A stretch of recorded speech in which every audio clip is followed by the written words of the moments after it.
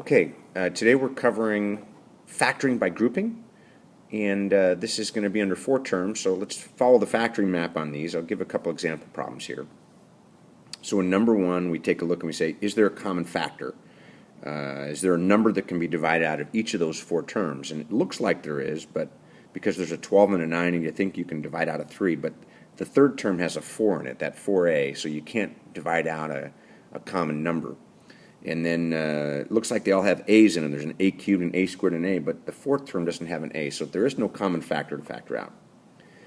Next step is to count terms, 4.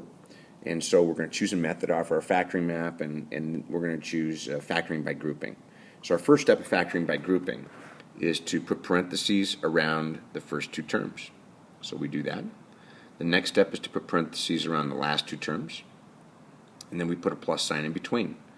Put a plus sign in between so we don't change the problem to a multiplication problem.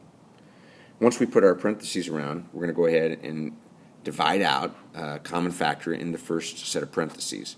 So we can divide out a common factor there. That's going to be a 3a to the second power.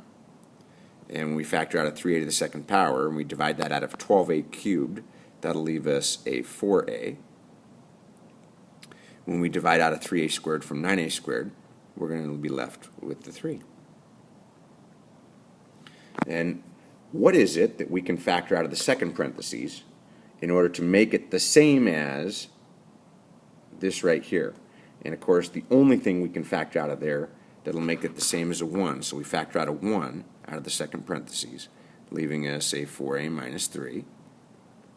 And this is great because now we have our next step of factoring by grouping, which is to factor again. So I'm going to put brackets around, and the common factor that I'm going to factor out again is the 4a minus 3.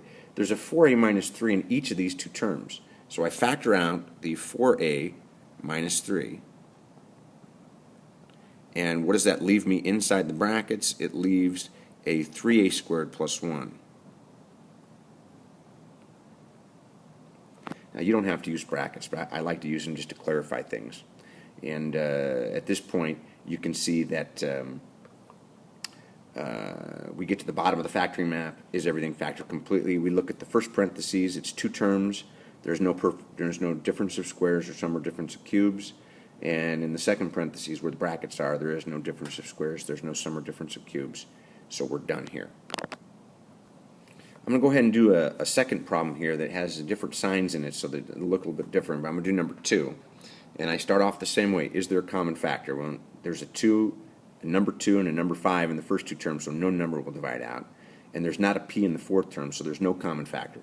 Count terms, 4. Choose a method, factor by grouping. So I'll group the first 2, and I'll group the last 2, and again I'll put a plus sign in between. And then I look at the first parentheses. Is there something to divide out? There is. There's a p squared. So I'll factor out a p squared. It'll leave me a 2p plus 5. And the second parentheses, what will I divide out of 6p plus 15 to make a 2p plus 5?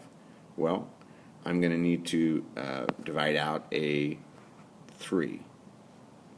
3 out of the 6p leaves me a 2p, and 3 out of the 15 leaves me a 5. Again, once I've factored once, I'm going to put brackets around, and I'm going to factor again. And the common factor that I'm going to factor out is right here. These are the common terms. So I'm going to go ahead and factor out a 2p plus 5 all the way out to the front of the brackets, and then I'm left inside with a p squared plus 3. And that's how we factor by grouping.